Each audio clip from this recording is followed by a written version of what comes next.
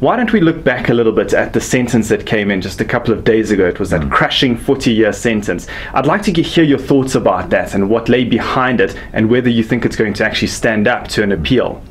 I think it's the harshest sentence handed down so far. I think the previous one was 29 years for 2 poachers. Essentially, the Kempton Park Court catches a lot of the smuggling cases that go out through OR Tambo. And the magistrate in question, Prince Manyati, has shown with a number of other cases before that he takes a very hard line with these sorts of cases. Given that, though, I mean, 40 years was quite an incredible sentence. I don't think anyone in the courtroom expected that.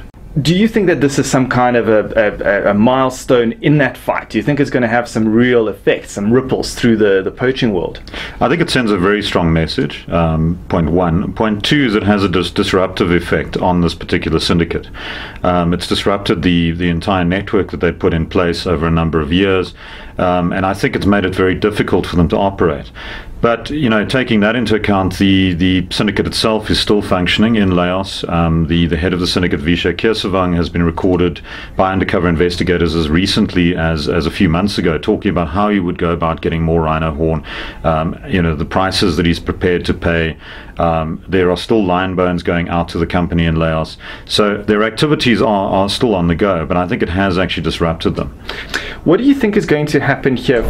I mean, we have a situation where there were 6 men in the dock. One of them took the fall. 5 of them were released by the state. They said that they're withdrawing all charges against them. It was a very controversial decision. What do you think happened there? Why do you think they were set free? I think the one was a legal technicality, essentially, which threw a bit of a spanner in works about the jurisdiction of the Kempton Park Court. The other claim which the NPA have made, and they haven't really explained it, is that there was circumstantial evidence involving those accused. You know, in my own investigations and looking at the case and having, you know, quite a good sort of overview of the case, I find it a bit hard to believe. They had voluminous evidence, including CITES export permits, receipts, invoices, thousands of photographs, video footage, and on top of that, they had eyewitness testimony. They had a number of witnesses who'd been given Section 204 indemnities who'd agreed to testify and effectively implicate themselves in the alleged crimes. Tell me a little bit about the 5 that got away, the Madna Stale, the 2 Thai nationals, and in the field rangers. Can you just paint us a little picture of each of those people and how they're implicated and why you think they should be in the dock? Well, Martin Stale is probably one of the more significant players. He was initially approached by the syndicate to supply them with lion bones. They were at the time looking for lion bones. The allegations are that he then approached them and said, I've got access to rhinos, we can buy them on auction, we can take them, you know, to a farm and you can shoot them. And you can do it legally. And essentially they went for that.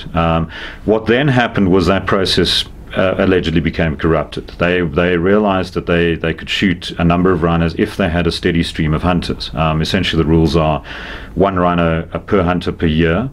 So what they did was they scoured the clubs, strip clubs, massage parlors and so on around Johannesburg, Pretoria, found young women who were prepared to essentially go on holiday on a farm for 5,000 Rand payment. They would take their passports, they would apply for hunting permits on their behalf. The women would then be taken off. Most of them claim that they played absolutely no role in actually shooting the rhinos, which would make the hunt illegal, and that they would later have to pose next to the carcasses holding rifles, you know, appearing, you know, giving it a semblance of legality.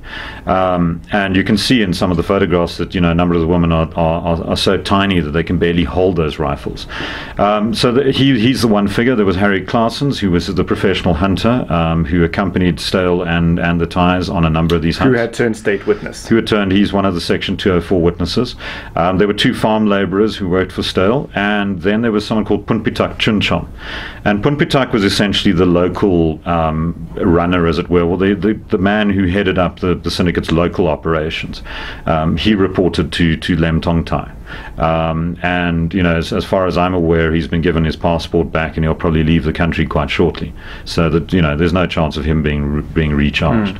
And then there was also someone called Tul Sriton, who was also a middleman for the syndicate, who'd come here, essentially returned to South Africa to discuss a consignment of lion bones that had been stopped at the airport. He himself has previously hunted rhinos for this particular outfit.